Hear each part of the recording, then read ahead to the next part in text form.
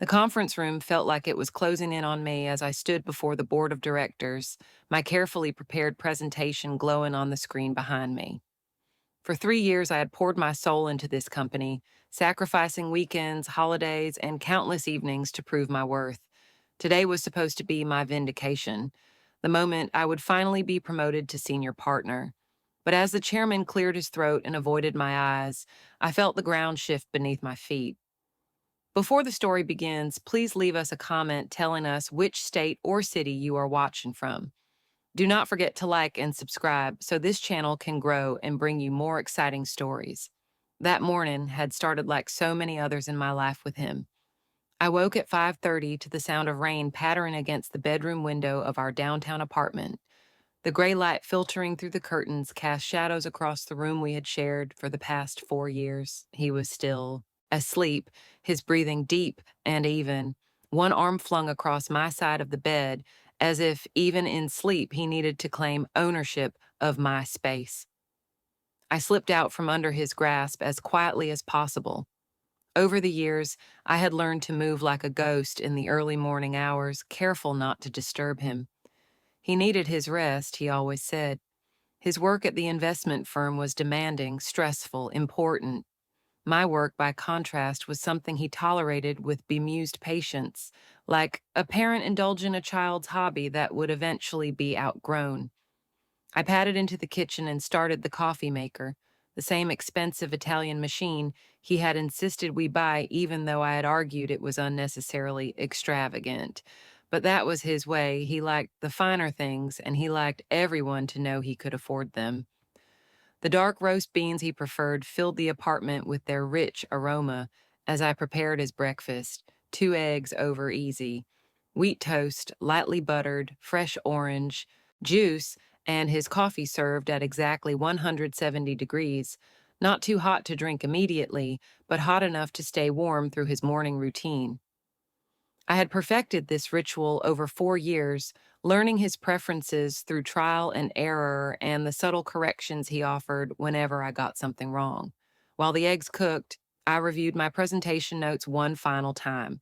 Today was the day. 3 years of 70-hour work weeks, of proving myself again and again, of being the first one in the office and the last one to leave. 3 years of handling the clients no one else wanted, of salvaging projects that were falling apart, of generating revenue that exceeded every target they had set for me. The senior partnership was mine. It had to be. I had earned it in ways that went beyond mere competence. I had bled for this company, and today they would finally recognize that sacrifice. I heard his footsteps before I saw him. He emerged from the bedroom in his silk robe, hair slightly disheveled in a way that somehow made him look more attractive rather than less. That was always his gift.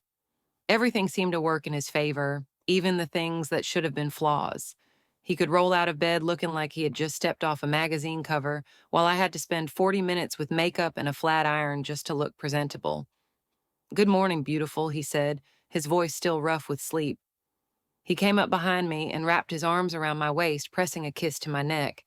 I felt the familiar flutter in my stomach, that mixture of affection and something else I could not quite name. Dependency, perhaps, or habit, or fear. "Morning," I replied, focusing on sliding his eggs onto the plate with perfect precision. "Big day today. You nervous?" "A little," I admitted, carrying his breakfast to the table, where I had already set out his vitamins, his newspaper, and his phone charging cable. "But I think it will go well. The numbers speak for themselves." He sat down and examined his plate with the critical eye of a restaurant critic. "You know," he said, picking up his fork, "you really should not get your hopes up too much. These corporate politics can be tricky. You have only been there 3 years." My hand froze as I was pouring his orange juice. "Only 3 years? I have generated more revenue than anyone else in my division. I have brought in 12 new major clients. The Henderson account alone was worth millions to the firm." He took a bite of his eggs and nodded approvingly before responding. "I am not saying you have not done good work. You have. For someone with your background and experience level, you have done very well. But senior partner, that is a big jump. Those positions usually go to people who have been grinding for at least 5 or 7 years. And let us be honest, you do not exactly have the pedigree some of the other candidates have. What is that supposed to mean? I sat down across from him, my own coffee, growing cold in my hands. He shrugged, spreading butter on his toast with maddening casualness. Just that Marcus went to Yale. Rebecca has her Harvard MBA. You went to state school. There's nothing wrong with that, of course. You have done incredibly well for someone from your background. But these things matter in the corporate world. You know that. The words hit me like physical blows, but I had learned over the years not to show when he hurt me. Showing pain only gave him more ammunition, more opportunities to tell me I was being too sensitive, too emotional, unable to handle honest feedback. So I swallowed the bitter taste in my mouth and kept my voice level. My performance speaks for itself. The partners have said as much in my reviews. He reached across the table and patted my hand in a gesture that was probably meant to be comforting, but felt condescending. Of course it does. And I am sure they appreciate your hard work.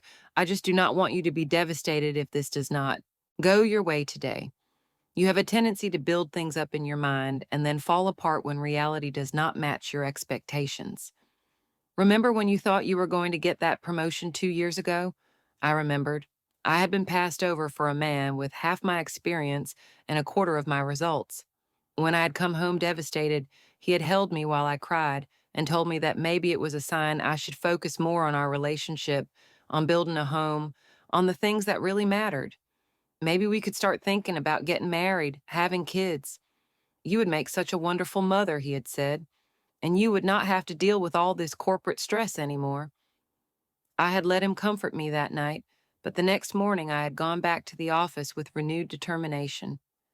I would prove them all wrong. I would show them that I deserved to be there, that I could compete with anyone regardless of where I had gone to school or who my family was or what my last name happened to be. This is different, I said now, pulling my hand away from his to stand and clear my coffee cup. I have the numbers, I have the client relationships, I have put in the work. He finished his eggs and pushed his plate away, checking his phone as he spoke. I'm just trying to prepare you for disappointment, that is all. I love you, and I hate seeing you hurt. But you have to understand that life is not always fair. Sometimes the game is rigged before you even start playing. His words echoed in my mind as I showered and dressed, as I selected my most professional suit and my most conservative jewelry, as I rehearsed my presentation one final time in front of the bathroom mirror. Was I setting myself up for failure? Was I being naive to think that merit alone would be enough? But no, I pushed those doubts away.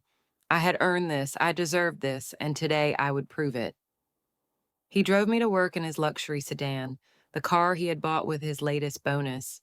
My own car, a sensible used compact, sat in the parking garage gathering dust. He insisted on driving me most days, saying it gave us time together. But I knew it was also his way of controlling my schedule. If he drove me, he knew when I left and when I came home. He knew where I was. As we pulled up to my office building, he leaned over and kissed my cheek. Good luck today. And remember, whatever happens, you still have me. You will always have me. I am not going anywhere. I smiled and thanked him, but as I walked into the building, I felt a strange heaviness in my chest. His words, meant to be reassuring, felt more like a warning, like he was telling me that no matter what I achieved or did not achieve, I would always need him. I would always be tethered to him. I would always be his. The morning passed in a blur of final preparations. My colleague and friend Sarah stopped by my desk around 10. She was one of the few people at the firm who had been genuinely supportive, who had celebrated my wins without jealousy and commiserated with my losses without judgment. Today is the day, she said, perching on the edge of my desk with a conspiratorial smile. You ready to join the big leagues? I think so, I replied, though my stomach was churning with anxiety. I mean, I know my presentation is solid. The numbers are undeniable, but you know how it is. Sometimes politics matter more than performance. Sarah frowned. Do not let them get in your head. You have earned this 10 times over. If they do not promote you today, they are idiots. And between you and me, I have heard some very positive buzz from the partners. I think this is really going to happen for you. Her words should have reassured me, but all I could think about was what he had said at breakfast, that I was building things up too much, that I should prepare for disappointment, that life was not fair and the game was rigged.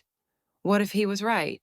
What if I was setting myself up for another crushing blow? The presentation was scheduled for 2 in the afternoon.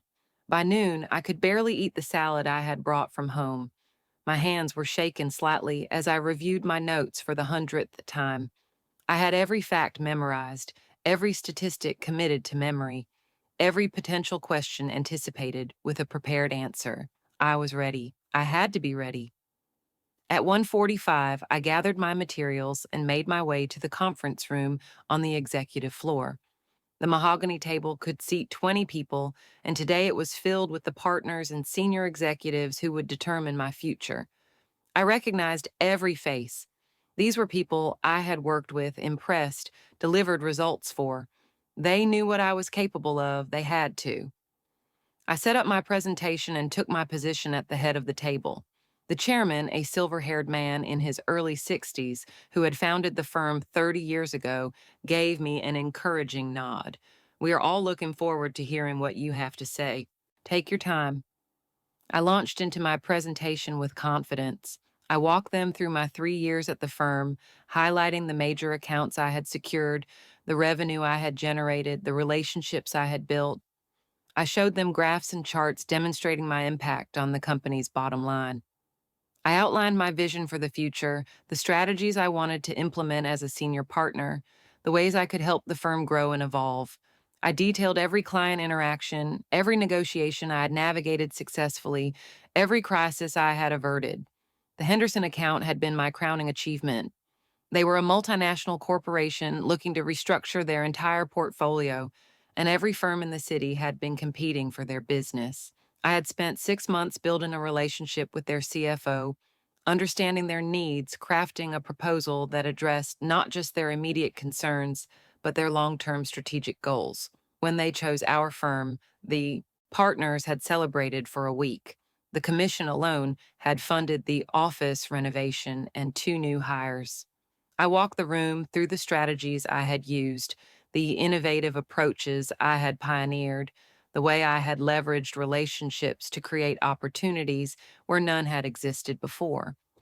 I showed them the pipeline of potential clients I had been cultivating, relationships that could bring in millions more in revenue over the next 2 years. I presented data showing how my client retention rate exceeded the firm average by 30%. I demonstrated how I had mentored junior associates, sharing my knowledge and helping them develop their own books of business. When I finished, there was a moment of silence. Then the chairman began to clap, slowly at first, then with more enthusiasm. Others around the table joined in. My heart soared. This was it. This was my moment. That was excellent, the chairman said. Truly impressive work. You should be very proud of what you have accomplished here. Thank you, I said, allowing myself to smile. It has been an incredible 3 years, and I am excited about the opportunity to take on more responsibility as a senior partner. Another pause. This one longer, heavier. The chairman exchanged glances with several other partners. My smile began to falter. About that, he said, clearing his throat. We've given this a great deal of consideration. Your performance has been exemplary. No one disputes that. But we have decided to go in a different direction for the senior partnership. My ears began to ring. The room seemed to tilt. What? We feel that Marcus is better positioned at this time to take on the senior partner role, the chairman continued. He has a few more years of experience, and his connections in the industry will be valuable as we look to expand into new markets. But Marcus has not brought in half the revenue I have, I said, my voice coming out higher and tighter than I intended. I have consistently outperformed him in every metric. The chairman looked uncomfortable. Performance is just one factor we consider. There are also questions of leadership style, cultural fit, long-term strategic vision. These are subjective assessments, of course, but they do matter. I felt like I had been punched in the stomach. Cultural fit, I knew what that meant. It meant I did not fit their mold.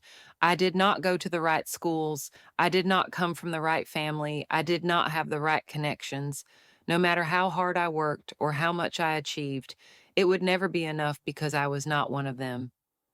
We do want to recognize your contributions, another partner chimed in. We are prepared to offer you a significant bonus and a new title, Senior Associate Director.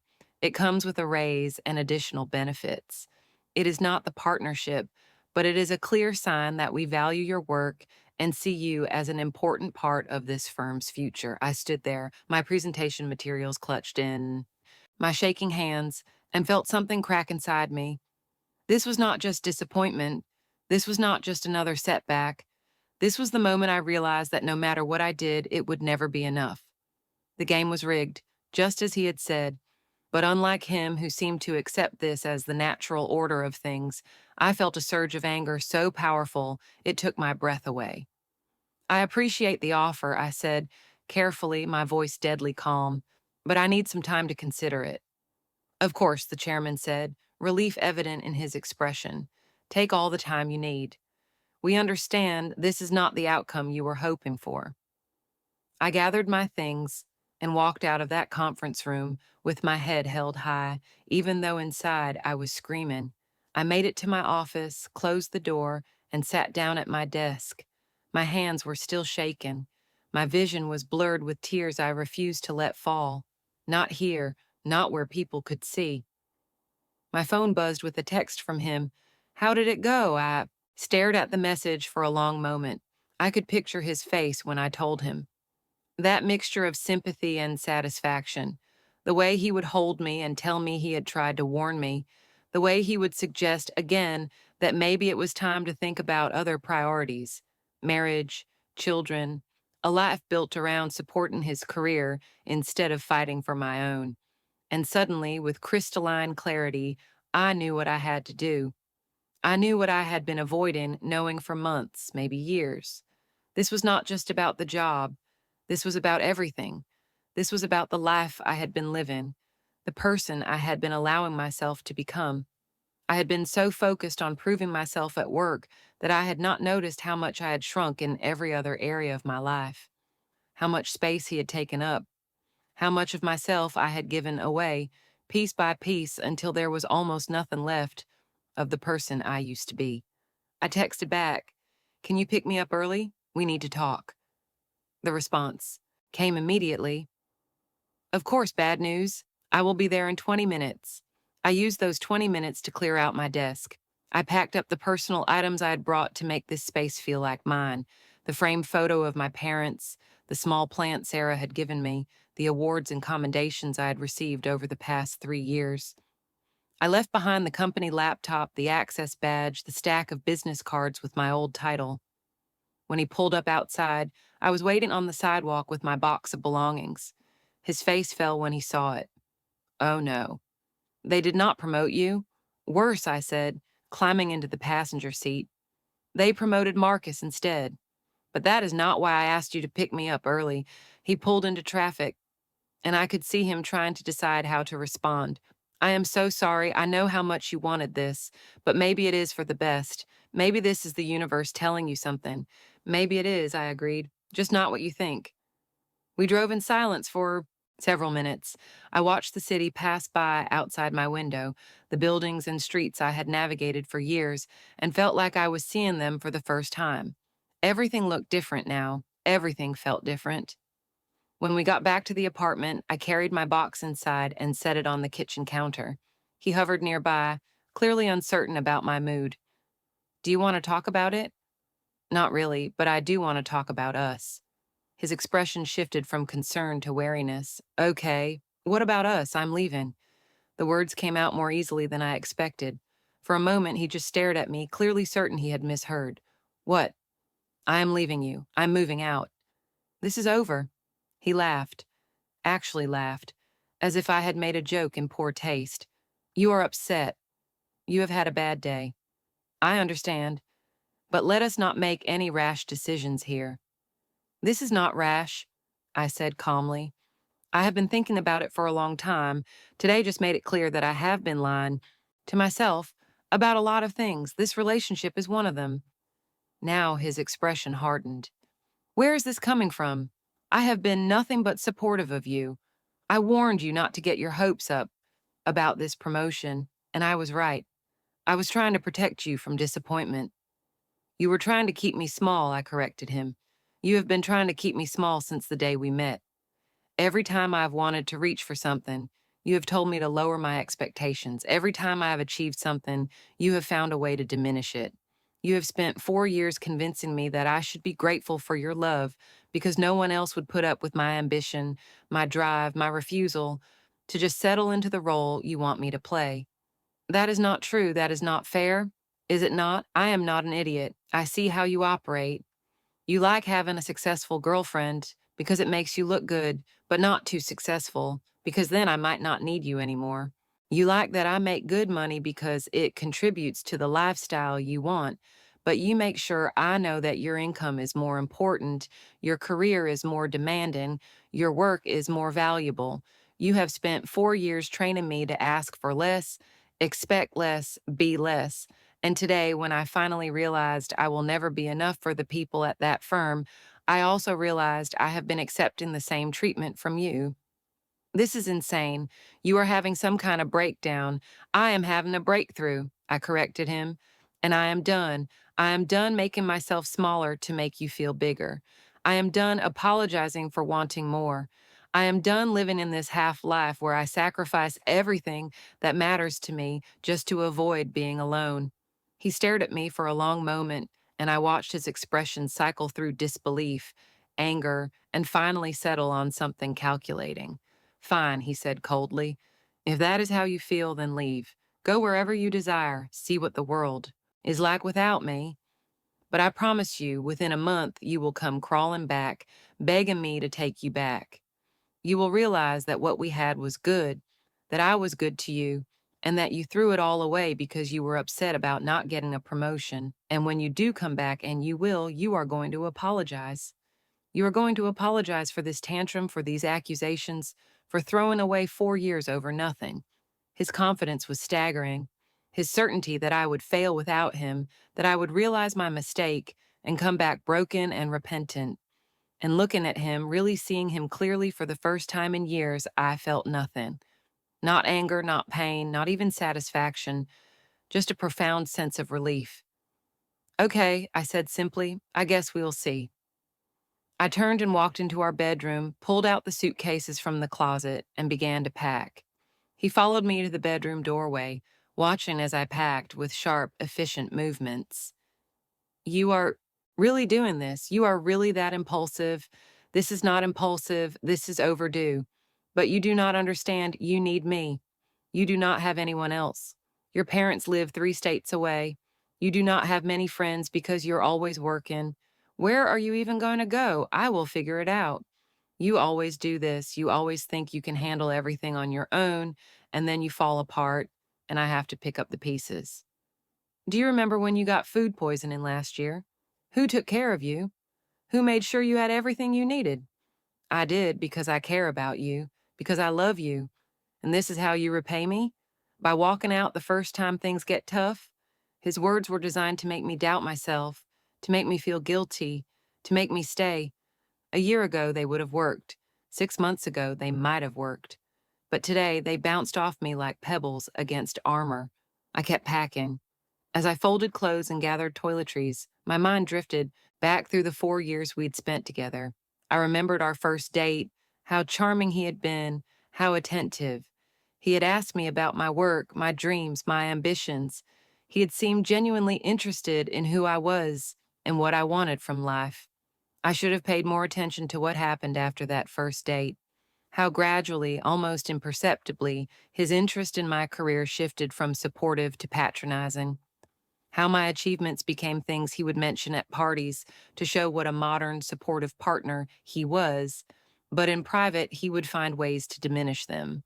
When I got my first major client, he took me out to celebrate, but spent the dinner talking about how his latest deal was so complex, so high stakes, that my victory paled in comparison.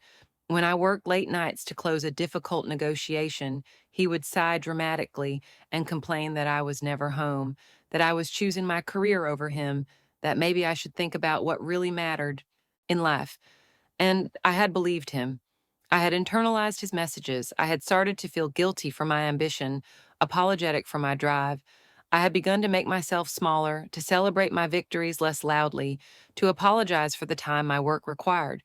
I had learned to minimize my own needs and maximize his comfort. The eggs cooked to exactly the right temperature. The coffee served at precisely the right moment. My schedule arranged around his preferences. My friends gradually fading away because he did not particularly like them, or they lived too far away, or seeing them took time away from him. I thought about the promotion I had been passed over for 2 years ago. I had cried in his arms, devastated and confused, and he had held me and stroked my hair and told me that maybe it was a sign. Maybe I was pushing too hard. Maybe I should focus on building a home, a family. Maybe I should consider taking a step back, finding a less demanding position, something that would allow me to have better work-life balance. At the time, his words had seemed caring. Now I could see them for what they really were. A strategic effort to convince me to abandon my ambitions, to make myself small enough that he would never feel threatened, never have to worry that I might outgrow my need for him. I had almost done it. I had almost convinced myself that he was right, that I was being unreasonable, that wanting a senior partnership was greedy and unrealistic. But something in me had resisted. Some stubborn core of who I was had refused to give up. And so I had kept working, kept pushing, kept trying to prove myself, not to him, to myself. When my suitcases were full, I looked around the bedroom one last time. This had been my home for 4 years, but it had never really felt like mine. The furniture was his choice. The color scheme reflected his taste. Even the side of the bed I slept on had been determined by his preference. He liked to sleep closest to the door because it made him feel like he was protecting me. I had never questioned it, never asked if maybe I wanted to be the one closer to the door. I carried my luggage into the living room. He was pacing now, his earlier confidence giving way to agitation. "This is a mistake," he said again. "The biggest mistake of your life. You think you are being strong, but you are just being stubborn. You are throwing away something good because you are upset. By tomorrow, you will regret this. By next week, you will be begging to come back." "Maybe," I said, setting my suitcases by the door. "But it is my mistake to make. And for the first time in 4 years, I am making a decision that is entirely mine, not influenced by what you want or what you think is best for me, just mine." I called a car service. While I waited for it to arrive, he continued his attempts to change my mind. He cycled through different approaches, anger. "You are being childish, bargaining. Maybe we can go to couples therapy, guilt, after everything I have done for you, intimidation. You will never find someone who treats you as well as I do." But none of it touched me. I had made my decision, and every word out of his mouth only confirmed that I was doing the right thing. When the car arrived, I loaded my bags into the trunk. He stood in the doorway of our apartment, a figure that had once seemed so large and important in my life, now looking smaller, diminished. "Wait," he said as I was about to close the car door. "Just wait. In a month, when you realize you made a mistake, when you are ready to apologize and come back, I might not be here. I might have moved on. You need to think about that." I looked at him one last time. "I hope you do move on. I hope you find someone who is happy being small enough to fit into the box you have built. But that person is not me. It never was." The car pulled away, and I watched him disappear in the rearview mirror. I did not cry, not yet. The tears would come later, in the anonymous safety of a hotel room. Right now, I felt only an overwhelming sense of freedom. The hotel room was small, but clean, generic in the way hotel rooms always are. I sat on the edge of the bed and looked at my phone. 17 missed calls from him, dozens of text messages. I read through them once, watching the tone escalate from confusion to anger to desperation. "I'm sorry, I did not mean what I said. Please come back. We can work this out. You are being irrational. This is ridiculous. I love you. How can you do this to me? Please just answer your phone." I blocked his number. Then I called Sarah. She answered on the second ring. "Hey, how did the presentation go?" "I need help," I said, and my voice finally cracked. "I quit."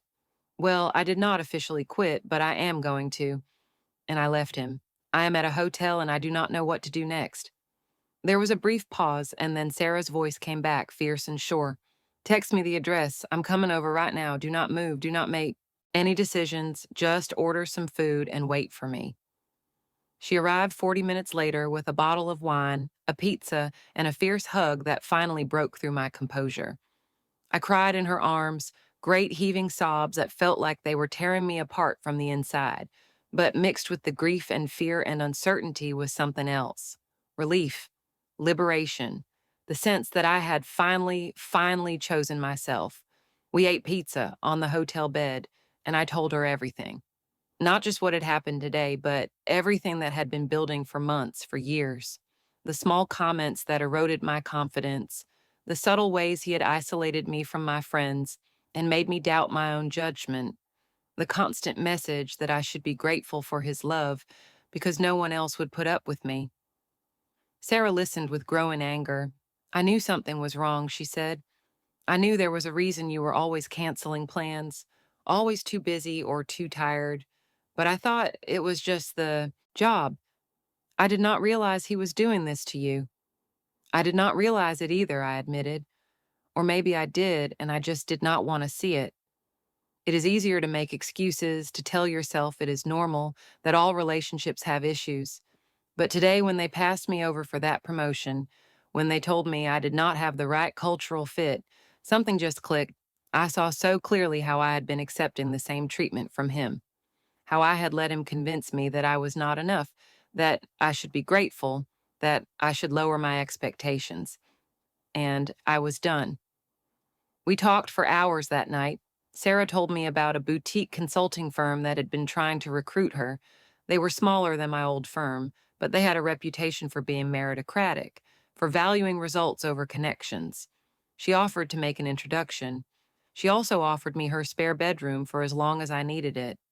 You are not alone, she said firmly. You have me. You have other people who care about you. He isolated you, but we are still here. Over the next few days, I started to rebuild. I accepted Sarah's offer of her spare bedroom and moved my things out of the hotel.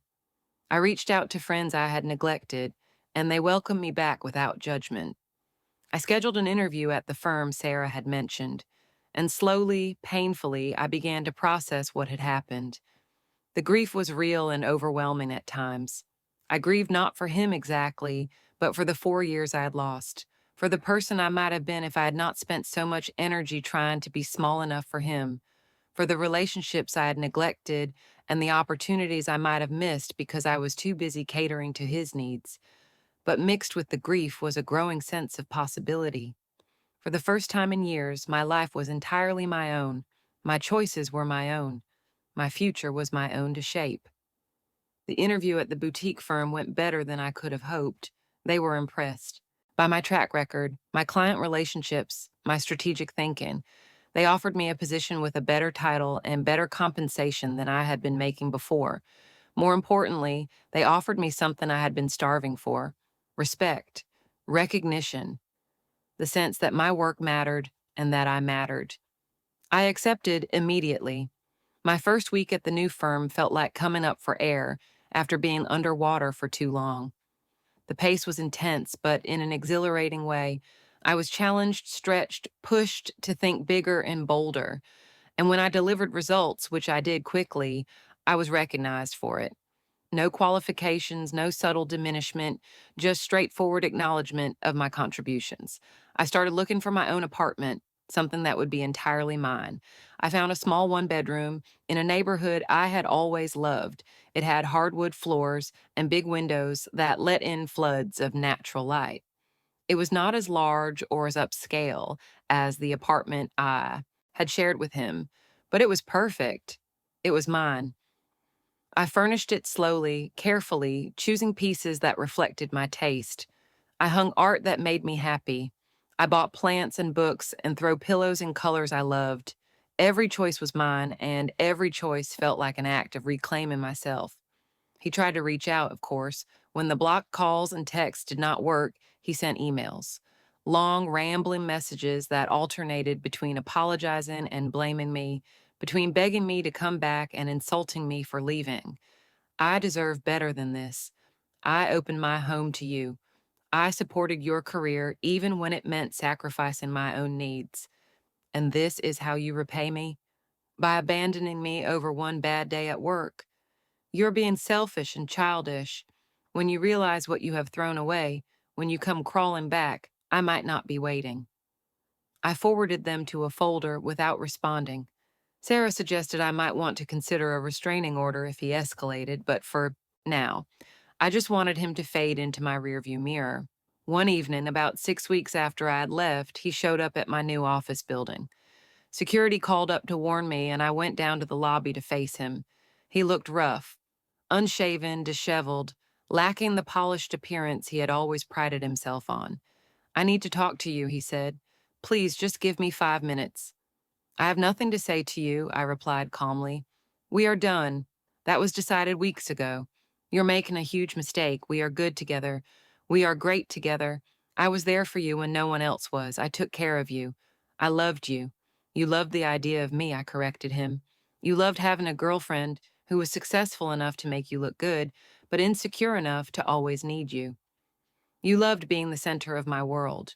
But you never actually loved me because you never bothered to know who I actually am.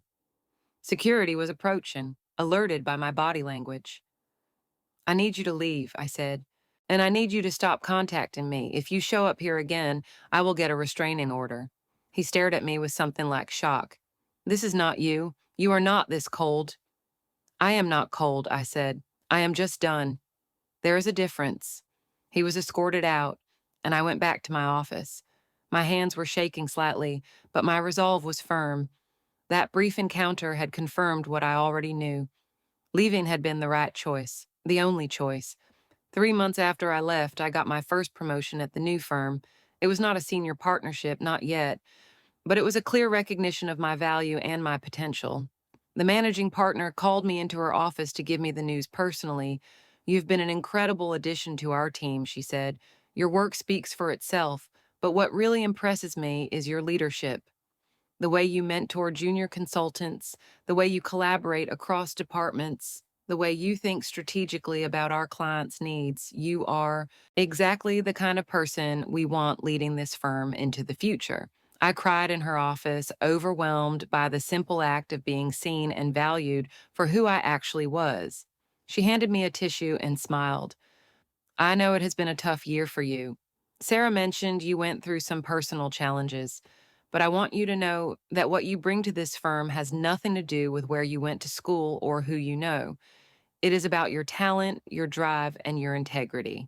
Those things cannot be taught or bought. They are just who you are. That night, I celebrated with Sarah and a few other friends I had reconnected with. We went to a restaurant I had always wanted to try, but he had dismissed as too trendy. We laughed and talked and toasted to new beginnings. And for the first time in longer than I could remember, I felt fully present in my own life, not performing, not diminishing myself, not constantly calculating how to make someone else comfortable, just being myself fully and completely. 6 months after I left, I ran into him at a networking event. It was unavoidable in our industry. We moved in overlapping circles. I saw him across the room and felt nothing. No anger, no sadness, no residual attraction. He was just a person I used to know. He approached me cautiously as if I might flee or cause a scene. You look good, he said. Different. I am different, I agreed. I am myself. He seemed unsure how to respond to that. I heard you got promoted. Congratulations, thank you. How are you? He shrugged. Fine, busy. I have been seeing someone new. She's nice, very supportive. Good, I said, and meant it. I hope you treat her better than you treated me. He flinched. I was not that bad. You were not that good, I countered, but I am not angry about it anymore. You showed me what I will not accept, what I will not tolerate. That was valuable in its own way. We stood in awkward silence for a moment. Then he said, I really thought you would come back. I was sure of it. I know you did, I said, but I told you then, and I am telling you now. That person you were so sure would come crawling back and apologize never existed.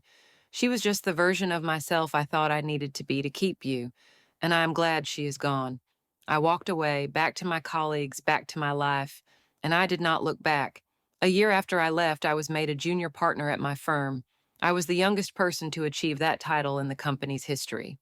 The announcement was made at our quarterly meeting, and my colleagues applauded. Sarah hugged me so hard she nearly knocked me over. I knew it, she whispered. I knew you were going to show them all. That evening, I sat in my apartment, my space, surrounded by things I had chosen, and reflected on the journey that had brought me here. It had not been easy. There had been moments of doubt, nights when I questioned whether I had made the right choice, days when the loneliness felt overwhelming. But I had persevered. I had chosen myself again and again, even when it was hard, even when it would have been easier to go back, to apologize, to make myself small again. I thought about the woman I had been a year ago, standing in that conference room being told she was not good enough. I wished I could go back and tell her what I knew now, that their rejection was not a reflection of her worth, that sometimes the doors that close are closing to make room for better ones to open, that the game might be rigged, but that does not mean you have to keep playing by their rules. I thought about his prediction that I would come crawling back within a month, that I would realize I needed him, that I could not make it on my own. And I smiled, because he had been wrong about everything. I had not needed him. I had needed to be free of him. The game had been rigged, both at my old firm and in our relationship. But I had stopped playing by their rules. I had walked away from the table and started my own game, one where the only person who could determine my worth was me. Today, 2 years after that devastating presentation and that liberating breakup, I am a full partner at my firm. My name is on the letterhead. I have a voice in the strategic direction of the company. I work with people who respect me, who challenge me, who see my ambition as an asset rather than a threat. I live in a larger apartment now, one I bought rather than rented. Every morning, I wake up in a space that is entirely mine. No one tells me how to arrange my furniture or what temperature to serve coffee. No one makes me feel like I should be grateful for their presence in my life. I have friends I see regularly. I have hobbies I enjoy. I have a life that is full and rich and entirely mine. I date occasionally, but I am in no rush.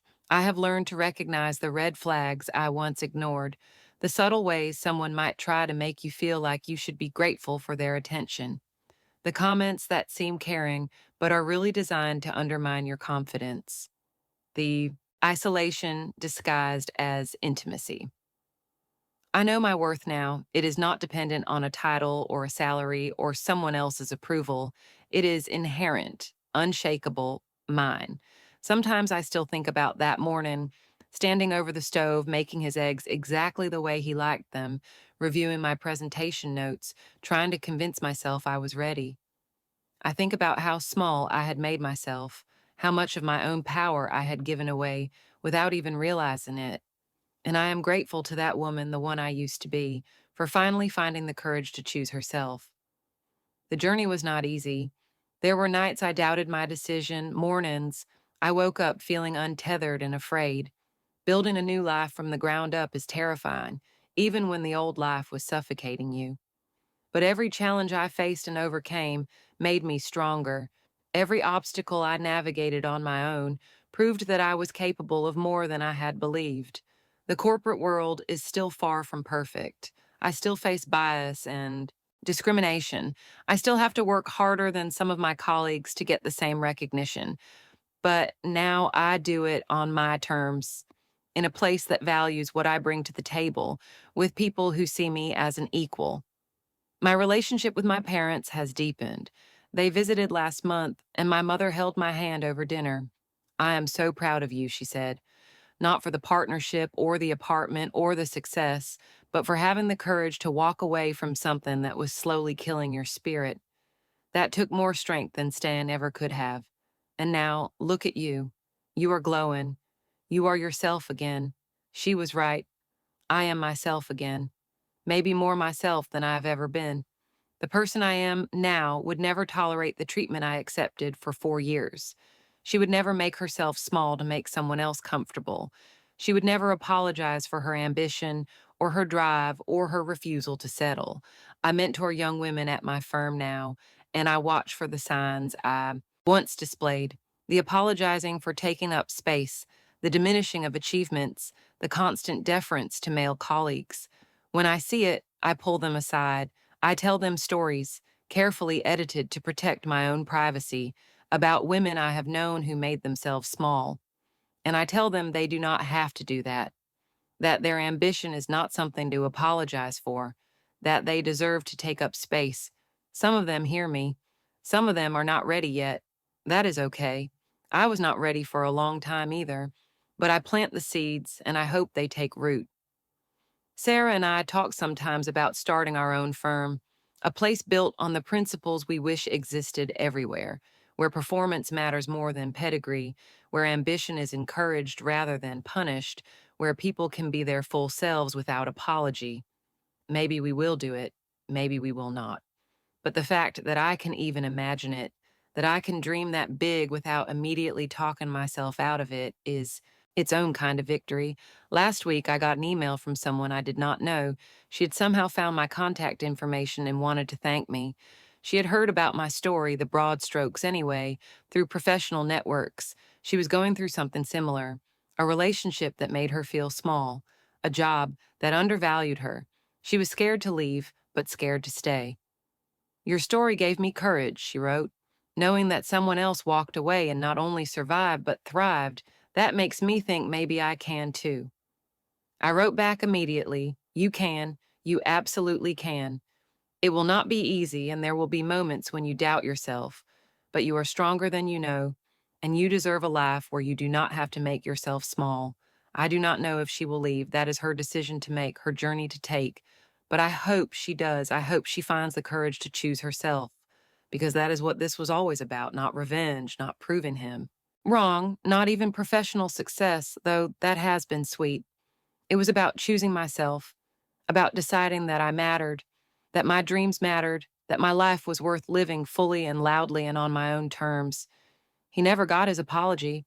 I never came crawling back. And as I sit here in my office, looking out at the city I have conquered on my own terms, I know with absolute certainty that his prediction was wrong in every possible way. I did not need him. I needed to be free of him. The game is still rigged in so many ways. The world is still unfair. Success still requires more than just merit. But I'm playing anyway, on my own terms, with my own rules, and winning in ways I never imagined possible. Every single day, I am grateful to the woman I was in that moment of crisis, the one who looked at the wreckage of her professional dreams and personal life and decided that instead of shrinking further, she would finally take up all the space she deserved. That was my real promotion. That was my real partnership. Not a title on a business card, but ownership of my own life. That is the victory no one can ever take away. Did you like the story, and which city are you listening from? Let's meet in the comments. If you like the story, you can support me by sending a super thanks so I can keep bringing more stories like this. Thank you so much for your sweet support. I'm looking forward to your comments on the story. On the screen, you can see two new life stories that I highly recommend. There's so much more on my channel. Don't forget to subscribe. See you in the next life story with love and respect.